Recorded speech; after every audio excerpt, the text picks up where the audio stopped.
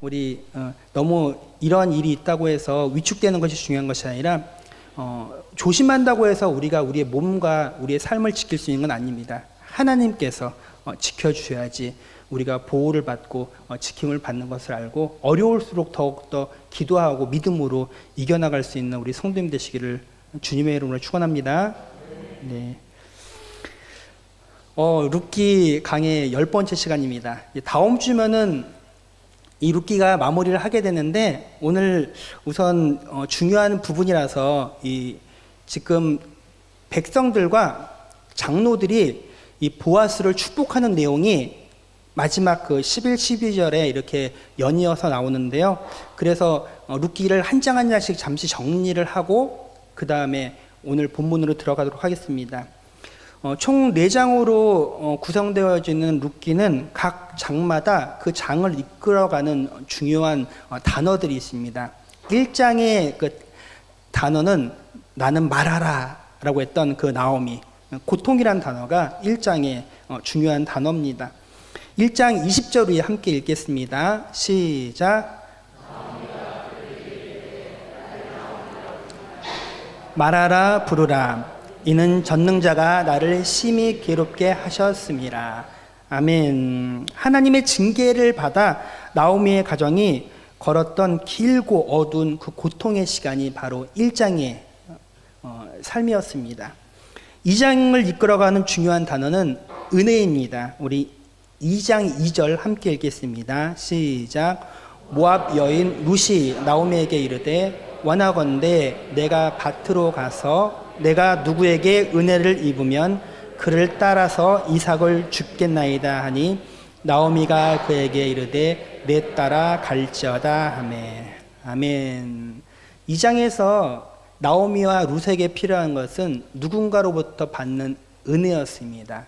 그것이 그 2장을 이끌어가는 중요한 단어였고요. 우리 3장을 보게 되면은 중요한 단어는 안식입니다. 우리 3장 1절 읽겠습니다. 찬송 부르고 갈까요? 네, 우리 3장 1절 읽습니다. 시작. 룻의 시어머니 나오미가 그에게 이르되 내 딸아 내가 너를 위하여 안식할 곳을 구하여 너를 복되게 하여야 하지 않겠느냐. 아멘. 시어머니 나오미가 룻을 책임지는 마음으로 너가 안식할 곳이 필요하지 않겠느냐. 즉 그 며느리를 새롭게 결혼시키는 것에 그걸 안식이라는 표현으로 합니다. 우리 성도님들 가정이 안식처가 되고 계십니까? 네, 그래야 돼요.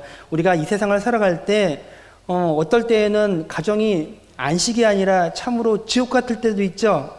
그리고 직장이 안식처가 돼야 돼요. 근데 출근하는 것이 두려울 때도 있고 버거울 때도 있죠. 하지만 하나님이 함께 하시는 것이 중요합니다. 내가 가정에 있건 직장에 있던 학교에 있던 어디에 있는 것이 중요한 것이 아니라 이 안식이라는 것은 결국 무엇이냐면은 하나님의 은혜로 마련된 내가 있는 거처입니다.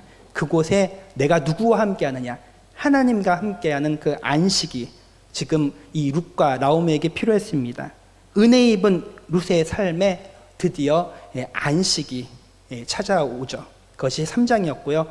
오늘 지난주부터 이어졌던 그 4장의 중요한 단어는 이제 찬송입니다. 우리 4장 14절 아마 다음 주에 읽게 될 구절인데요. 미리 한번 우리 합독하겠습니다. 시작. 여인들이 나오미에게 이르되 찬송할지어다 기업 물을 자가 없게 하지 아니하셨도다. 이 아이의 이름이 이스라엘 중에 유명하게 되기를 원하노라. 아멘.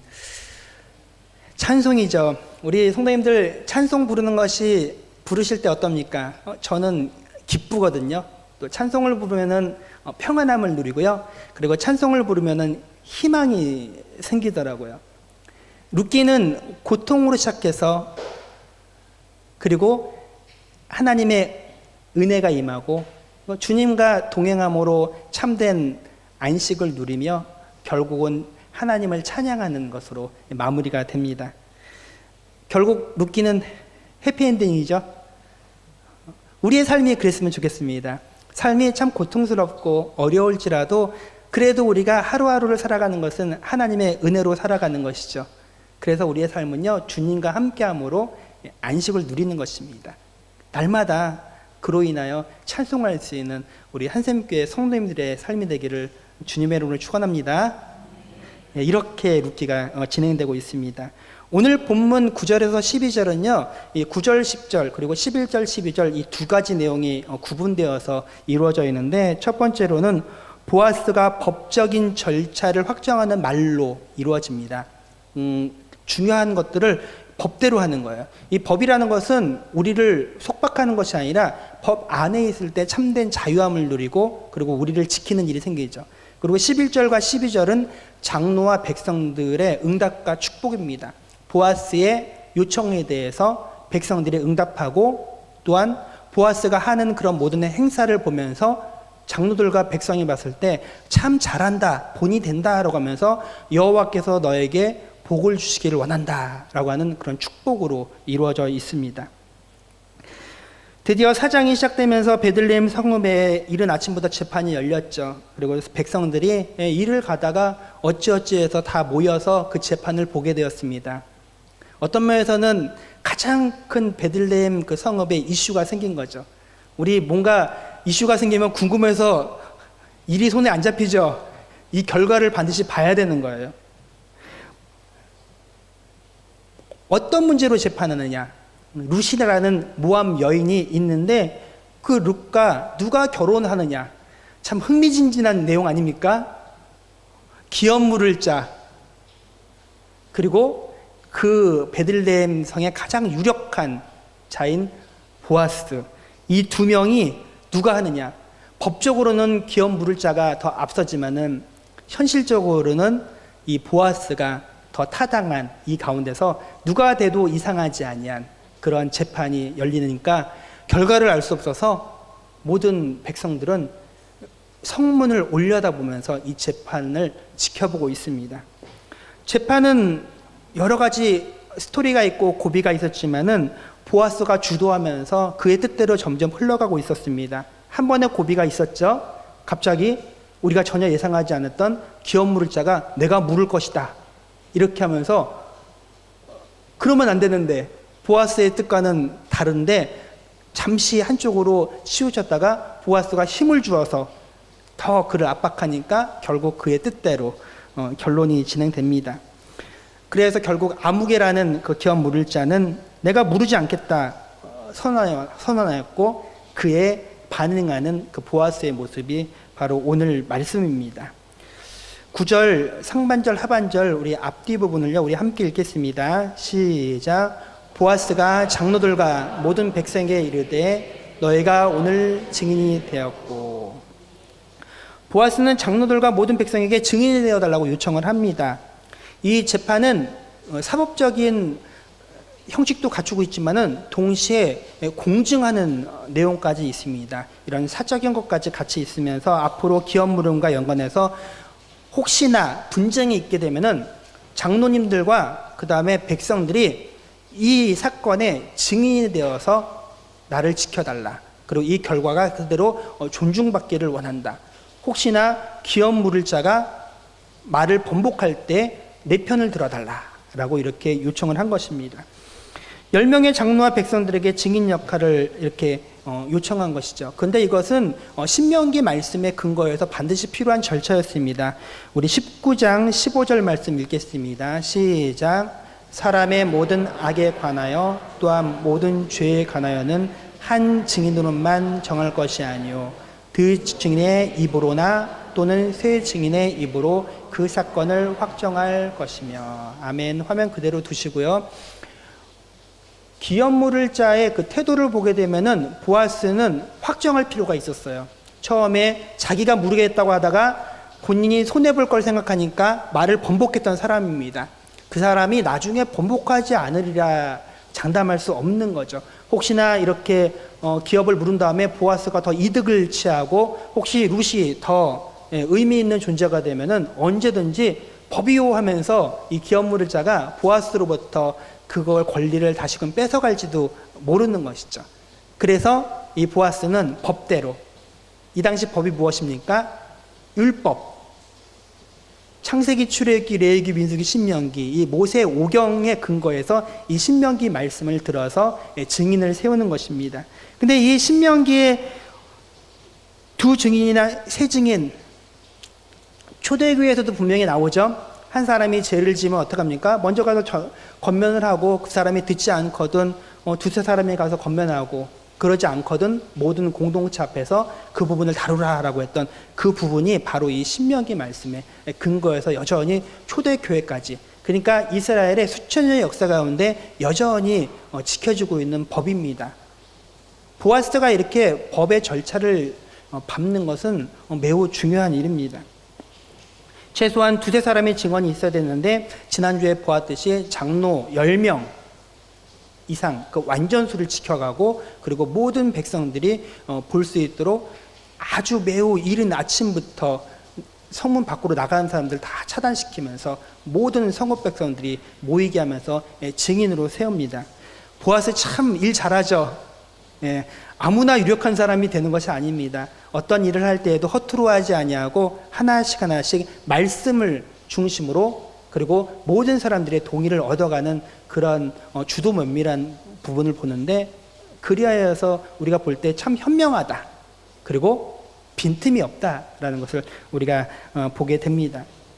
보아스의 말을 통해서 우리는 하나님의 백성은 이렇게 하나님 앞에서 인간이 행한 일의 증인으로 부름받았음을 알아야 됩니다. 우리가 증인으로서 살아가는데요, 지금은 보아스와 그 루세의 그런 모습을 보면서 증인이 되지만은 우리 모든 그리스도인들은 다 증인입니다. 어떤 증인일까요? 복음의 증인이에요. 우리가 무엇을 보았습니까? 죄인인 우리를 대신해서 십자가에서 우리의 죄를 대속하신 그 예수 그리스도의 그 은혜의 증인이 되는 것이죠.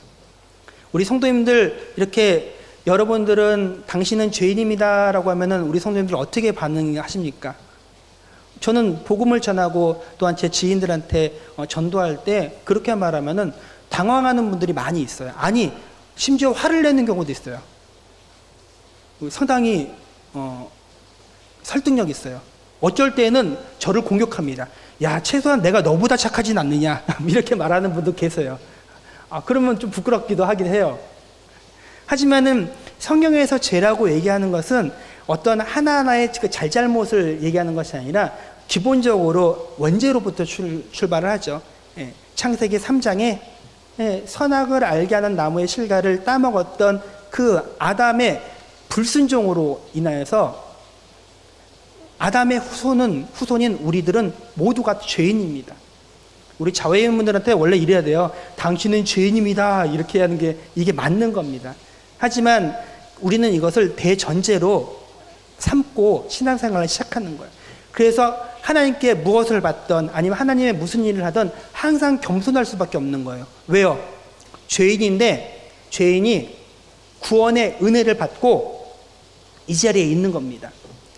원래는 하나님 앞에 있으면은 죽을 수밖에 없는 죄인들이 예수 그리스도의 그 십자가의 은혜로 말미암아 죽지 않고 지금 살아 있는 거예요. 이거 엄청난 일입니다. 왜요? 은혜를 입었기 때문에. 죄의 문제를 예수님이 십자가에서 다 대속하셨기 때문에 그를 믿는 믿음으로 우리가 하나님 앞에 서서 지금 말씀을 듣고 있는 것이죠. 이것을 증언하는 거예요. 그래서 우리가 세상에 나가서 여전히 믿지 않는 자들에게 증인이 되어야 됩니다. 우리 이사야 43장 10절 말씀 우리 함께 읽겠습니다. 이사야 43장 10절. 혹시 기록이 없나요? 제가 읽어드리겠습니다. 너희는 나의 증인, 나의 종으로 택함을 입었나니 이는 너희가 나를 알고 믿으며 내가 그인 줄 깨닫게 하려 함이라. 우리 함께 다시 한번 읽겠습니다. 시작. 너희는 나의 증인, 이는 너희가 나를 알고 믿으며 내가 그인 줄 깨닫게 하려 함이라. 아멘. 하나님이 우리로 하여금 나의 증인이라고 하세요. 그래서 하나님의 종으로 우리가 택함을 입었습니다. 그리고 우리가 하나님을 알고 그리고 그를 깨닫게 하고 원한 거예요. 하나님이 우리를 구원하실 분이시라는 것, 하나님이 우리의 주인이심을 깨닫기를 원하는 거죠. 여전히 세상 사람들은요, 하나님이 주인임을 인정하지 못해요. 그리고 자신의 그 삶의 그 영혼을 구원할 분이 하나님이라는 것을 알지 못합니다. 그들을 깨닫게 하고자 우리가 증인으로서 세워진 것입니다.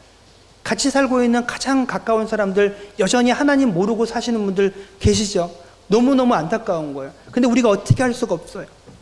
오늘 새벽에도 말씀을 제가 드렸지만은 복음을 전하여 전도를 하는데 하나님에 대해서 우리가 깊은 이 구원의 감격이 없으면은 복음을 전할 수가 없어요. 복음은요, 이 전도를 잘하는 사람들은요, 어떤 것을 달달달달 외워서 뭐 사형리를 외우고 뭐 글 없는 책을 가지고 가서 그것을 읽어준다고 해서 전도가 되는 게 아니에요. 더 중요한 것은 그런 도구를 통해서도 일하시지만은 그 이전에 무엇이 필요하냐면은 내가 먼저 복음의 사람이 돼야 돼요. 내가 예수 그리스도를 인격적으로 만남이 있어야 되고, 그 다음에 성령의 체험이 있어야 되고, 그리고 나의 지식이나 나의 어떤 힘으로 전하는 것이 복음이 아닙니다. 내 안에서 하나님이 일하시는 거예요. 그러면은 우리가 혹시 입술이 어눌할지라도 또 내 지식이 부족할지라도 복음을 전하게 되면은 그 사람이 변화를 받고 하나님의 백성이 되는 겁니다. 부끄럽지만은 목사가 되어서 신학적인 지식이나 성경에 대해서는 더 많이 알지만 저희가 더 뜨겁게 하나님께 전도로 쓰임받았을 때는 신학교에 갓 들어갔을 때 가장 뜨거울 때였습니다. 왜 그러겠어요? 그때 정말 기도 많이 했거든요. 그리고 전도를 무조건 나가야 되는데 나가는 것이 너무 무서웠어요. 아니, 두려웠어요. 무슨 말을 해야 될지도 모르고. 하지만은 한 가지 분명한 것은 성령의 강력한 임재가 있었고, 그와 동행하면서 하나님, 저의 입술을 열어주십시오. 저에게 제가 다가갈 때 그의 마음을 열어주시고 성령께서 먼저 역사하여 주시옵소서. 그렇게 기도하고 나아가니까 어떻게 해요? 하나님이 일하기 시작하는 거예요. 하나님의 증인으로서 나 같은 죄인도 구원하신 그 하나님이 여전히 그들에게도 깨닫게 하여 주셔서 하나님의 백성으로 인도함 받게 하여 주옵소서. 그런 열정이 있었던 거죠. 우리 하나님은 여전히 우리를 증인으로 부르십니다. 그리고 우리를 통하여 하나님이 일하길 원하십니다. 그런 하나님의 초대 가운데 응답할 수 있는 우리 성도님 되시길 주님의 이름으로 축원합니다. 지금 보아스와 룻의 재판 앞에 백성들이 증인이 되었어요. 이 증인이 된다는 것은 결국 그들의 모든 공동체를 지켜나가는 힘이 되는 것이죠. 보아스는 장로들과 백성들에게 어떤 것에 대해서 증인이 되어달라고 합니까? 9절 중반절 우리 함께 읽겠습니다. 시작. 내가 엘리멜렉과 기럨과 나오미의 손에서 산 일에 대해서, 이것에 대해서 증인이 되게 달라. 그러니까 나오미의 손에서 무엇을 샀다고요? 남편의 엘리멜렉과 그 아들 기럨과 말론에 있었던 모든 것을 내가 사겠다라는 것에 대한 기업을 무르겠다는 그런 증인이 되어달라고 지금 요청한 것입니다. 보아스는 엘리멜렉 가족 모두를 언급함으로써 죽은 자들이 산자의 삶에 남아있도록 인애를 베풀었습니다.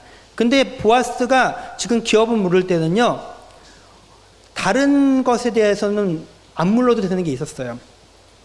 지금 그 말론에 대한 그 기업을 물고 또 엘리멜렉에 대한 기업을 물을 수 있어요. 하지만 그 기럨 누구죠?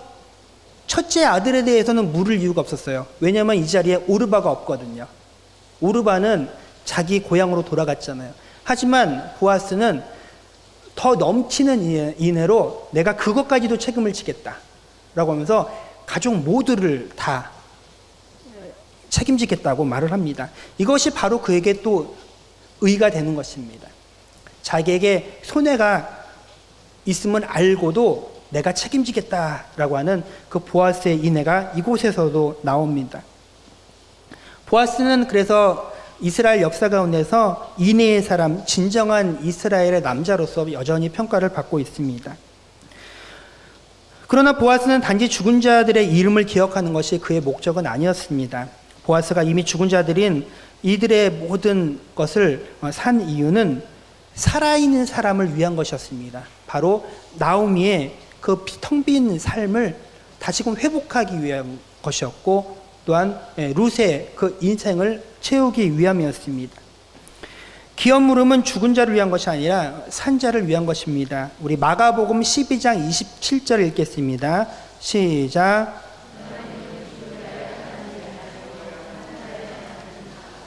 아멘.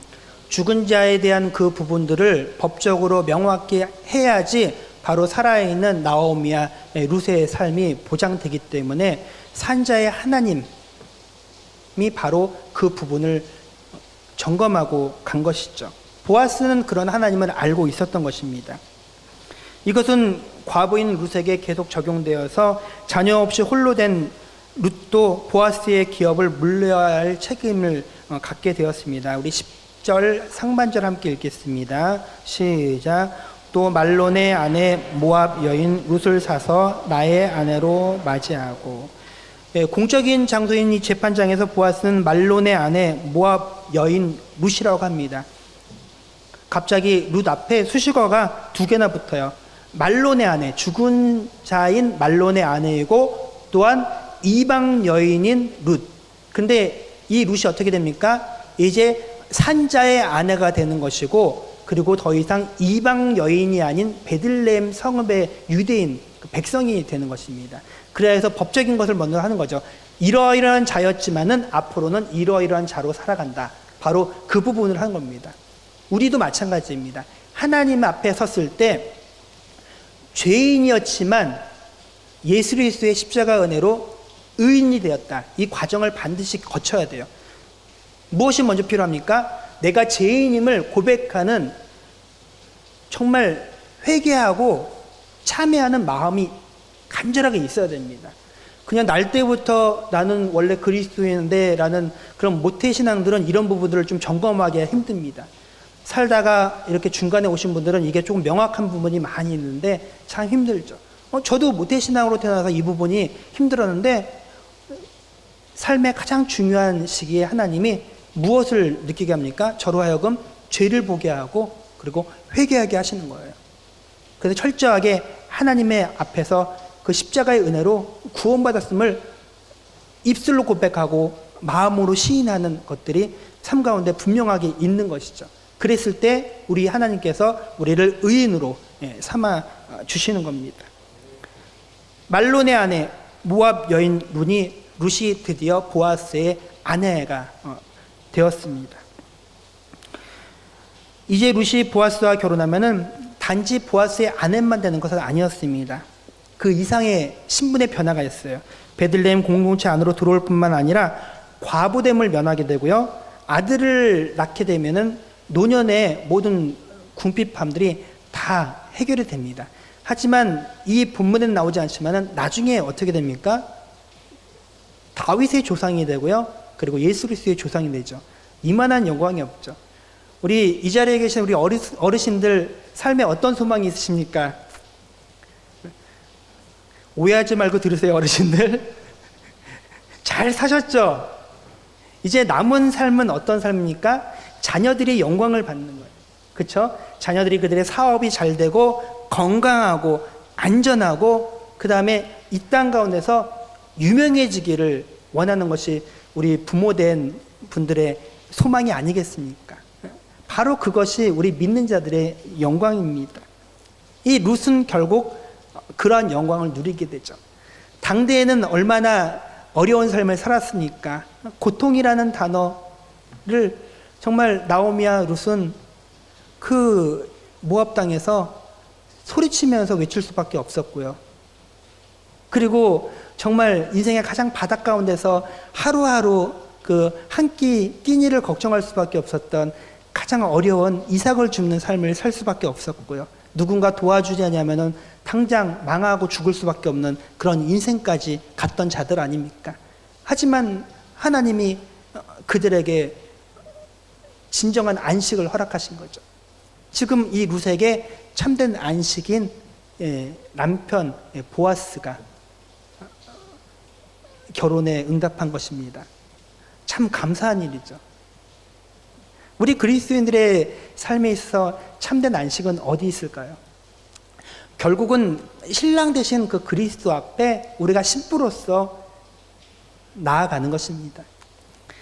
예수님이 나의 신랑 되시면요, 우리는 참된 안식을 누릴 수 있습니다. 세상에 어떠한 것들, 뭐 잘 살면 좋죠. 근데 정말 좋을까요? 돈이 많으면은 정말 행복할까요? 안 살아봐서 모르겠습니다. 잠시 좋겠죠. 하지만 제가 부자 동네 한번 살아봤거든요.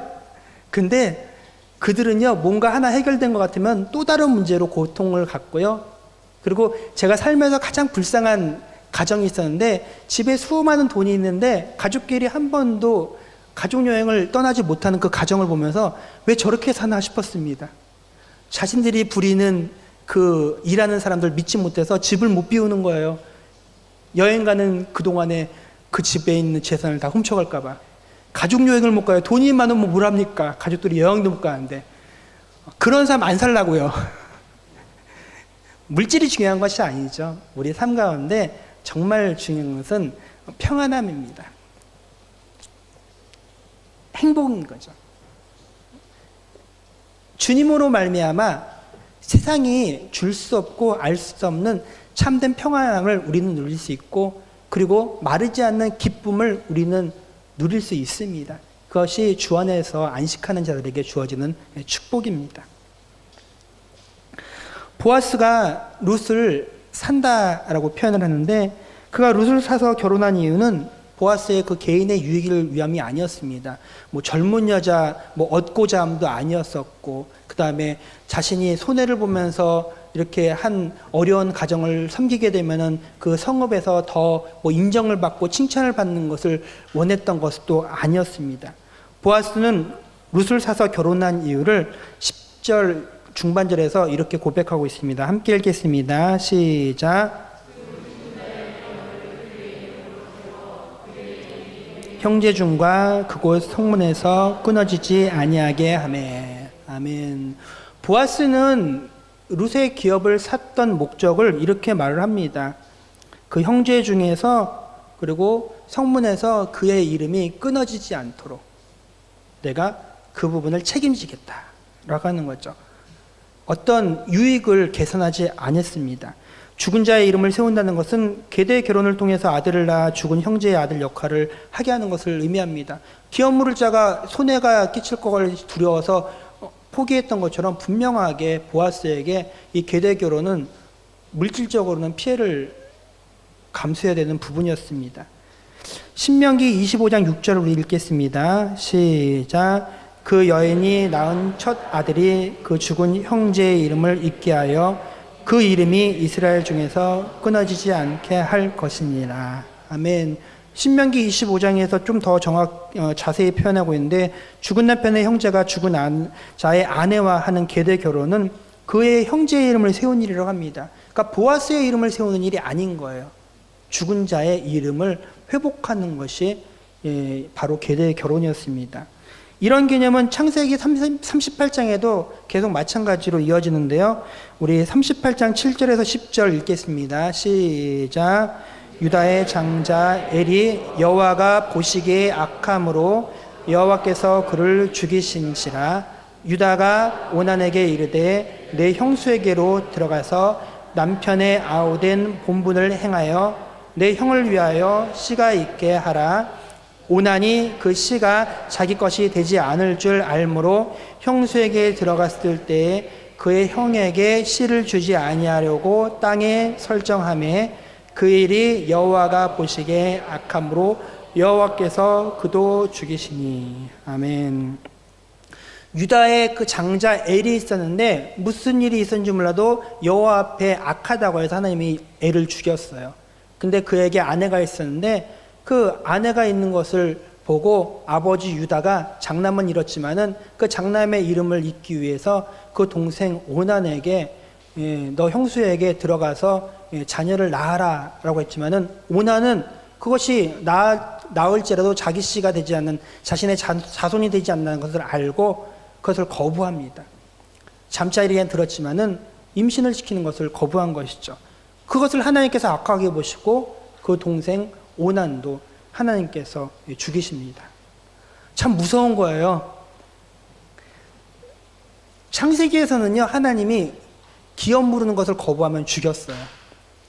지난주에 뭐가 있었죠? 기업 물음을 거부하면은 뭐 침을 뱉고, 그쵸? 수모를 당하고 이런 일이 있었잖아요. 뭐 신발을 벗기고, 그리고 그 집은 신 벗기운 자라고 정죄당하고, 그건 양반이죠. 그래도 구차하지만 살아가잖아요. 점점 시간이 지나면서 사람들이 책임을 다하는 것들에 대해서 약해지고 공동체가 용납하는 일이 생깁니다. 그러면서 어떤 일이 생깁니까? 질서가 무너지는 거죠. 공동체는요, 이 하나님의 말씀으로 지켜가는 겁니다. 우리 교회가 건강하기 위해서는 바로 이런 부분이 필요합니다. 법이 건조해지고 엄격한 게 아니에요. 하나님의 말씀이 바로 서게 되면은 그 말씀이 우리의 공동체를 풍성하게 하고 그 말씀이 우리 공동체를 참된 안식처가 되게 합니다. 오히려 말씀이 약해지고 사람들의 눈치를 보고 사람들의 필요에 맞추게 되면은 결국은 거기서부터 문제가 발생됐을 때 그것의 질서를 잡지 못해서 어려움을 겪게 됩니다. 저는 우리 교회가 말씀이 든든히 세워지는 교회가 되기를 원합니다. 어떤 세상의 법이나 경험이나 지식이 아니라 말씀으로 세워지는 교회가 됐을 때 하나님께서 우리 공동체를 지켜주실 것입니다. 보아스는 자신이 입을 손해보다는 죽을 형제의 이름을 소중히 여긴 것, 그것을 지금 이 베들레헴 성읍의 사람들과 장로들이 귀하게 보았습니다. 우리 11절 상반절 함께 읽겠습니다. 시작. 성문에 있는 의리가 증인이 되나니. 아멘. 보아스의 요청, 이 일에 내가 그 죽은 자들의 그 기업을 물은 것에 증인이 되어달라고 했을 때 모든 백성과 장로들이 증인이 되겠다고 헌신을 합니다.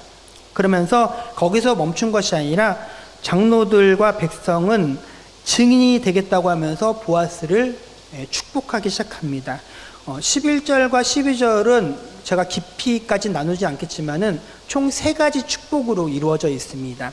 그것은 보아스가 이 재판을 이제 끝난 거예요. 재판을 끝난 가운데서 장로들과 모든 백성이 그를 축복하는데 그 이유가 무엇이라고요?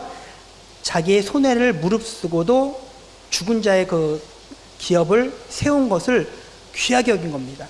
어떤 차원에서는 그 성읍에 있는 모든 사람들이 감히 못하는 일인 거죠. 그것이 옳은 건 아는데 감당하기에는 버거웠지만은 보아스는 그것을 한 거예요. 심지어 그 자리에서 가장 부끄러운 자가 누구겠습니까? 바로 보아스의 옆에 있는 기업 물러야 되는 그 사람. 그 사람에게는 수치의 시간입니다. 책임을 다하지 않는 자는 그런 일을 당하는 거죠. 하나님께서 마지막 때 우리에게 힘 보자 심판이 있을 것입니다. 그리고 우리에게 각자 맡기신 우리 잘 알고 있는 달란트의 비유가 있지 않습니까? 어떤 자에게는 1달란트, 어떤 자에게는 2달란트, 어떤 자에게는 5달란트를 주었는데 그것을 놓고 우리가 각자 생각하는 거죠. 1달란트 받은 사람처럼 주인은 뭐 이러이러한 자이기 때문에 이걸 잘 보관하고 있었습니다. 어떤 자는 제가 힘써서 2달란트를 남겼습니다. 힘써서 5달란트를 남겼습니다. 각자 말할 수 있어요. 하지만 우리 하나님께서 우리의 삶에 분명하게 책임을 주셨습니다. 그리고 우리가 맡겨진 사명이 있습니다. 내가 너를 죄인이었는데 내 아들 독생자를 이 땅에 성육신 보내어서 너를 구원하였다. 너는 나의 은혜를 입었는데 무엇으로 나에게 그 은혜를 갚겠느냐? 이것이 우리 하나님의 선언입니다. 우리 성도님들 마지막 그 힘보자 심판 앞에서 우리 하나님이 너는 지난 70년, 80년, 90년 평생 살면서 그 땅에서 무엇을 했느냐? 나를 위해서 무엇을 했느냐? 나는 너를 위해서 내 아들을 아낌없이 십자가에서 달려 죽게 했다. 그러면 너는 그에 상응한 무엇을 나한테 말하겠느냐? 라고 물으시면 무엇이라 말하겠습니까? 이 보아스는 이 땅을 살아가면서 넘치는 인애를 베푸면서 살아갔고, 그리고 그 기업을, 죽은 자의 기업을 회복하였습니다. 아마도 이 보아스는요, 그 심판대 앞에서 할 말이 있을 것 같아요. 우리 성도님들 각자 그렇게 보아스처럼 하나님 앞에서 고백할 수 있기를 원합니다.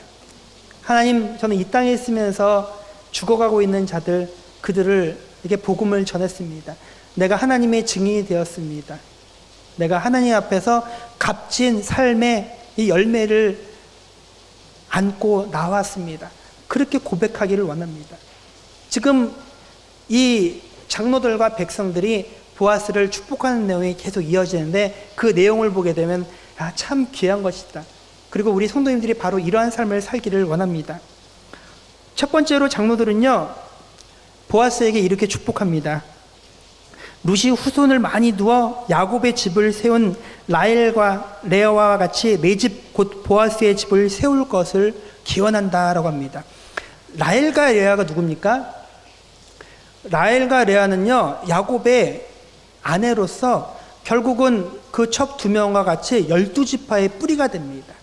그래서 12지파를 통하여서 하나님의 아브라함에게 약속하신 정말 하늘의 별처럼 바닷가의 그 모래알처럼 수많은 민족을 바로 이들로부터 하나님께서 생성하셨죠. 그렇게 보아스를 축복한 것입니다. 룻을 통하여. 그러한 놀라운 자녀의 너의 후손에 복이 있기를 원한다. 결과가 어떻겠습니까? 결국은 보아스는 아들 오벳을 거쳐서 유다 지파 중 다윗의 조상이 되었고, 그의 후손 예수를 통하여서 정말 하늘의 별처럼, 백사장의 바닷가의 모래알처럼 수많은 사람들이 하나님의 자녀로서 회복되고 돌아오는 역사가 있었습니다. 이 축복이 그대로 삶 가운데 이루어진 것이죠. 이어서 장로들은 보아스를 축복하면서 에브랏에서 유력하게 하시고 베들레헴에서 유명하기를 축복합니다. 이 기도는 또 다윗 왕을 후손으로 둠으로써 이루어집니다. 사무엘상 17장 12절 우리 함께 읽겠습니다. 시작. 이 아들. 네, 이렇게 하나님께서 다윗 왕을 그 후손으로 두게 하면서 가장 유력하고 유명한 자로서 이 보아스를 세웁니다. 마지막으로 장로들은 보아스의 집안이 룻으로 인해서 다말이 유다에게 낳아준 베레스의 집안과 같게 하실 것을 빌었습니다. 어려운 상황 속에서 다말을 통하여 유다의 후사를 잇게 하는 것. 어떤 차원에서는 이 유다와 다말의 그 관계는 올바른 관계는 아니었어요. 정상적이진 않았지만은 다말의 그 열정으로 말미암아, 그러니까 룻의 열정으로 말미암아 하나님께서 그들에게 그 후손을 계속 허락하신 것이죠. 그리고 그들의 관계를 인정하고 축복한 것입니다.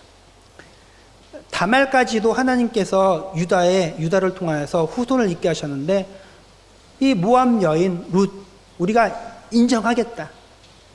원래 이방인이지만은 그래도 인정하겠다. 우리 공동체로 초대하겠다. 이러고 하면서 그를 축복한 것입니다. 하나님은 이렇게 신실하게 그 당시에 베들레헴에 처음에 이 룻과 나오미가 들어왔을 때 어땠습니까? 계속해서 룻을 보면서 이방 여인, 모압 여인이다. 계속 그를 자신들과는 구분하면서 살게 하였죠. 그렇지만은 보아스의 인애로 말미암아 그가 그 베들레헴의 거처를 마련하고 결국 지금 성문 위에서 재판을 통하여서 모든 백성과 장로들로부터 지금 룻은 베들레헴 공동체 안으로 들어오게 됩니다. 우리 교회 안에서 이런 과정이 하나 있는데, 그것이 무엇이면 바로 세례입니다. 세례의 과정을 통하여서 세례를요 개인적으로 줄 수도 있어요. 그런데 항상 우리 교회 같은 경우에는 어떻게 합니까? 추수감사주일과 부활주일에 공동체 앞에서, 이 앞에서 모두가 지켜보는 가운데서 증인을 삼아갖고 그를 하나님의 백성으로서 성부와 성자와 성령의 이름으로 세례를 주지 않습니까? 원래 죄인이었는데 예수 그리스도의 그 십자가의 은혜로 의인, 하나님의 백성으로서 인정하는 그 자리입니다. 어떤 차원에서는 이 성문 위에서에 있었던 그 재판은 세례 의식과 비슷하지 않은가라는 생각을 한번 해보았습니다. 우리 모두 하나님께서 그렇게 서로가 서로에 대해서 증인이 되어 가는 것입니다. 저는 기대합니다. 마지막 날 그 흰보자 앞에 저도 앉아 있을 거예요. 아유, 부끄러울 것 같아요. 그렇지만은 우리가 한샘교회 성도님들이요, 서로 증인이 되어 가는 거예요. 하나님, 그래도 참 말씀대로 살려고 노력했던 사람이에요. 하나님, 정말 열심히 교회를 섬겼던 사람이에요. 그리고 기도의 자리를 지켰던 사람이에요. 그렇게 각자가 증인되어졌으면 좋겠습니다. 모든 백성이, 또한 장로가 한 사람을 놓고 그 가정을 세워나가고 그를 축복하는 우리가 되기를 원합니다. 저는 우리 한샘교회가 항상 이랬으면 좋겠어요. 다른 사람의 부족함을 보면서 혹시 그것을 좀 불편해하거나 그런 것을 들춰내는 것이 아니라 부족한 것을 보면서 나도 별반 다를 바 없다면 알고 오히려 자신을 돌아보는 그런 기회로 삼고, 오히려 다른 사람들의 섬기를 보면서 참 잘하십니다, 참 귀하십니다, 제가 못하는 것도 오늘 어떻게 이렇게 잘하십니까? 그렇게 서로 칭찬하고 축복하고 공동체를 세워나갈 수 있는 우리가 되기를 원합니다. 부끄럽지만은 저도 삶 가운데 참 까칠한 사람이었어요. 어떤 잘못된 것들, 부족한 것들을 보면은 그냥 넘어가지 못하는 그런 사람이었어요. 근데 지난 1년 동안 우리 한샘교회 성도들이요, 저를요 많이 사람답게 해주신 것 같아요. 제가 부임할 때 너무 부족했죠. 부족하였는데 이곳에 있으면서요, 저를 돌아보는 많은 시간들을 갖게 하셨습니다. 하나하나 살아가면서 서로가 저의 부족한 부분들을 정죄한 것이 아니라 성도님들이 저를 축복해 주셨어요. 조금만 뭔가만 하더라도 목사님이 오셔서 너무 좋아요, 목사님이 오셔서 너무 이렇게 더 좋아진 것 같아요, 이런 식의 표현해 주는 것이 얼마나 큰 힘과 위로가 되었는지 모릅니다. 부족한 거 알아요. 성도님들의 입이 복되신 거예요. 그렇지만은 그렇게 되니까 어떻게 돼요? 제가 더 열심히 해야겠다, 더 바르게 해야겠다, 더 잘하겠다라는 마음이 드는 거예요. 혹시나 성도님들이 저를 보면서 부족한 거 보면서 목사님, 우리 교회는 그렇게 하는 거 아닙니다, 왜 그렇게 하십니까? 막 그렇게 저한테 화살을 던졌으면은 저는 지금 아마 피비린 나면서 거의 부상병이 되어서 이 가운데서 힘겹게 헐떡이고 있을지도 모르겠습니다. 저는 그렇게 연약한 자인 거예요. 우리 성도님들, 저도 그럴진데 우리 성도님들도 동일하시죠? 만약에 서로가 서로를 보면서 자꾸 죄인됨을 정죄하면은 우리가 어떻게 서로의 얼굴을 바라보고 신앙생활을 하겠습니까? 그런 것이 아니죠. 이 재판장 위에 있는 정말 보아스에게 흠이 없었을까요? 아니요. 보아스도 동일하게 죄인입니다. 그가 왜 죄를 안 지었겠습니까? 그에게 왜 부족함이 없고 연약함이 없었겠습니까?